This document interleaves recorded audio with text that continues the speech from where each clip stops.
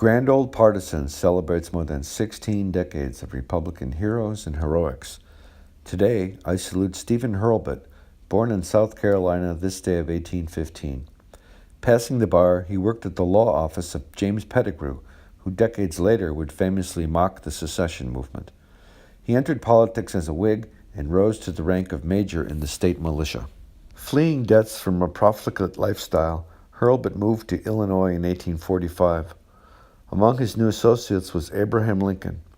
He attended the 1847 State Constitutional Convention and was a Whig presidential elector the following year. As a Republican, he won election to the State House in 1858 and 1860.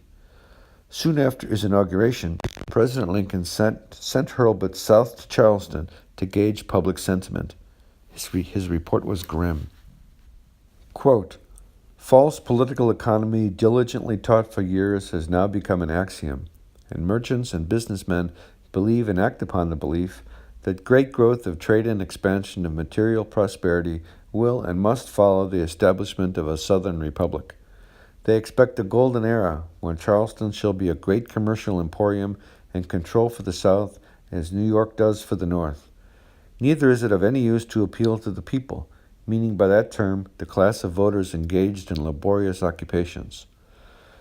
The very features of the Constitution of the Southern Confederacy, which perpetuate the control of the educated and wealthy few over the uneducated and working many, and are most repulsive to us, are most agreeable to them. In truth, there is not in South Carolina any popular thought or power of popular will." A month later, Hurlbut enlisted as captain of the 15th Illinois Volunteer Infantry. Another 2 months, Lincoln commissioned his politically useful friend a brigadier general. Courageous leadership at Shiloh and Corinth got him promoted to major general. However, this battlefield valor was overshadowed by accusations of corruption and hostility toward Louisiana's Unionist administration. Hurlbut was delegate to the 1864 Republican National Convention. He won another term in the State House and co-founded the Grand Army of the Republic, serving as its commander for 2 years.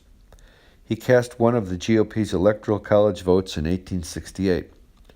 In 1869, President Ulysses Grant appointed him ambassador to Colombia. Returning home 3 years later, he won the first of 2 terms in the U.S. House of Representatives. President James Garfield named him ambassador to Peru, where he died. Back to basics for the Republican Party is my civil rights history of the GOP. To quote the book, "The more we Republicans know about the history of our party, the more the Democrats will worry about the future of theirs." For more information, see grandoldpartisan.com.